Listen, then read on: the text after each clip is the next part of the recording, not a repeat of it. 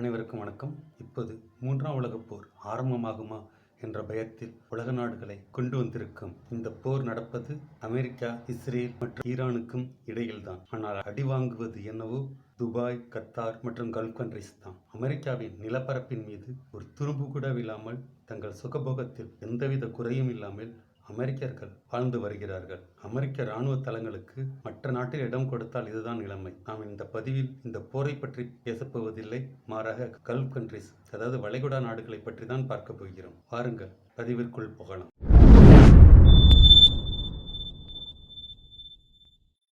Gulf கண்ட்ரிஸ்னாலே நம்மில் சில பேருக்கு சில குழப்பம் இருக்கும். சவுதி அரேபியா UAEயில் இருக்கிறதா? எமிரேட்ஸ் விமான நிறுவனம் சவுதி அரேபியாவுக்கு சொந்தமானதா? இந்த குழப்பம் நம்மில் பல பேருக்கு இருக்கும். வாருங்கள் அந்த குழப்பத்தை இந்த பதிவில் பார்ப்போம். UAE அதாவது யுனைடெட் அரபு எமிரேட்ஸ், தமிழில் ஐக்கிய அரபு அமீரகம். இது 83,600 சதுர கிலோமீட்டர் பரப்பளவு கொண்டது. மொத்தம் 7 எமிரேட்ஸை உள்ளடக்கியது. அதனால தான் இந்த ஒன்றியத்திற்கு யுனைடெட் அரபு எமிரேட்ஸ்னு பெயர் வந்தது. ஒவ்வொரு எமிரேட்ஸுக்கும் தனித்தனியாக ஒரு ரூலர் இருப்பாங்க. அவரை ஷேக்குன்னு சொல்லுவாங்க. இந்த 7 ஷேக்கும் ஒன்று சேர்ந்து ஃபெடரல் சுப்ரீம் கவுன்சில் என்று சொல்லப்படும் ஒரு உயர்ந்த ஆட்சி முறையை உருவாக்கியிருக்காங்க. இந்த 7 ஷேக்கும் சேர்ந்து ஒரு பிரசிடெண்ட்டை தேர்ந்தெடுப்பாங்க. வழக்கமாக அந்த பிரசிடெண்ட் அபுதாபி ஷேக்காக தான் இருப்பார். ஏன்னா UAE பரப்பளவில் 85% அபுதாபி தான் இருக்குது.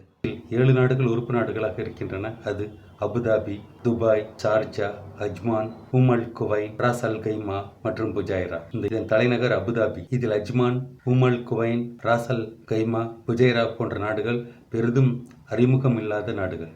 UAE அபுதாபி பரப்பளவில் பெரிய நாடு, எண்ணெய் வளம் மிக்கது.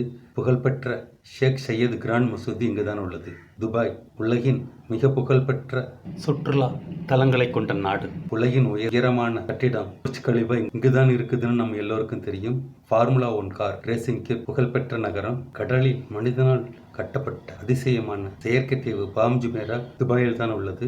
துபாய் மால் உலகின் மிகப்பெரிய ஷாப்பிங் மால்களில் ஒன்று. அடுத்தது ஷார்ஜா, கலாச்சாரம், கல்விக்காகவும் வேலை வாய்ப்புக்காகவும் புகழ்பெற்ற நகரம். கல்ச்சுரல் கேபிட்டல் ஆஃப் UAE என்று அழைக்கப்படுகிறது ஷார்ஜா. அடுத்தது அஜ்மான், பெரிதும் அறிமுகமில்லாத மிக சிறிய நாடு.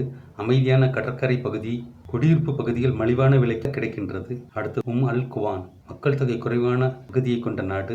மீன்பிடி தொழில் முக்கிய தொழிலாக விளங்குகிறது.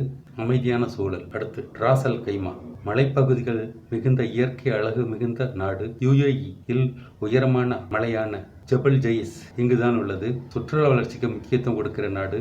கடைசியாக புஜைரா, கிழக்கு கடற்கரை நாடு. கல்ஃப் ஆஃப் ஓமன், துறைமுகம் மற்றும் வர்த்தகம் நிறைந்த நாடு. இங்கு அழகான கடற்கரை மற்றும் மலைப்பகுதிகள் நிறைந்த நாடு. யுனைடெட் அரப் எமிரேட்ஸ் கல்ஃப் கண்ட்ரிஸ்னாலே இஸ்லாமிய நாடுகள். இருந்தாலும் மற்ற மதத்தினர் தங்கள் கடவுள்களை வணங்க எந்தவித தடையும் இல்லை. இப்போ யுனைடெட் அரபு எமிரேட்ஸ் அப்படின்னா என்னன்னு பார்க்கலாம். யுனைடெட்னா நமக்கே தெரியும், ஐக்கியம், ஒன்றியம். அரபு என்றால் அரபு மக்கள். எமிரேட்ஸ் என்றால் அமீராட்சி உள்ள நாடுகள். எமிரேட்ஸ் என்றால் அரசர்கள் ஆளும் பகுதி. கலீஃபா என்ற சொல்லுக்கு அர்த்தத்தை வரையறுத்து கூறிவிட முடியாது. வேண்டுமானால் இஸ்லாமிய பேரரசர், இஸ்லாமிய மத தலைவர்னு சொன்னால் ஓரளவு கலீஃபா என்ற சொல்லுக்கு அருகில் வரலாம். அடுத்து சுல்தானும் அப்படித்தான், பேரரசர்னு சொல்லலாம். அடுத்தது பாதுஷா என்ற சொல்லுக்கு பேரரசர் என்ற அர்த்தத்தை சொல்லலாம். எமீர் என்றால் பேரரசர், பாதுஷா, சுல்தான், சக்கரவர்த்தி இவர்களின் படை தளபதியை குறிக்கும் சொல்லாக இருந்தது. பின்னர் மாநில ஆட்சியாளரை குறிக்கும் சொல்லாக எமீர் இருந்தது. பின்னர் அரசருக்கு நிகரான அதிகாரம் கொண்டவர் என்பதால் எமீர் என்றால் மன்னர் என்று ஆகிவிட்டது. முக்கியமான குழப்பத்திற்கு வருவோம். சவுதி அரேபியாவும் UAE-யும் ஒன்றல்ல, வெவ்வேறு நாடுகள், பக்கத்து நாடுகள் என்பதால் இந்த குழப்பம். சவுதி அரேபியாவின் தலைநகர் ரியாத். இங்கு மன்னராட்சி நடைபெறுகிறது. பரப்பளவில் மிகப்பெரியது.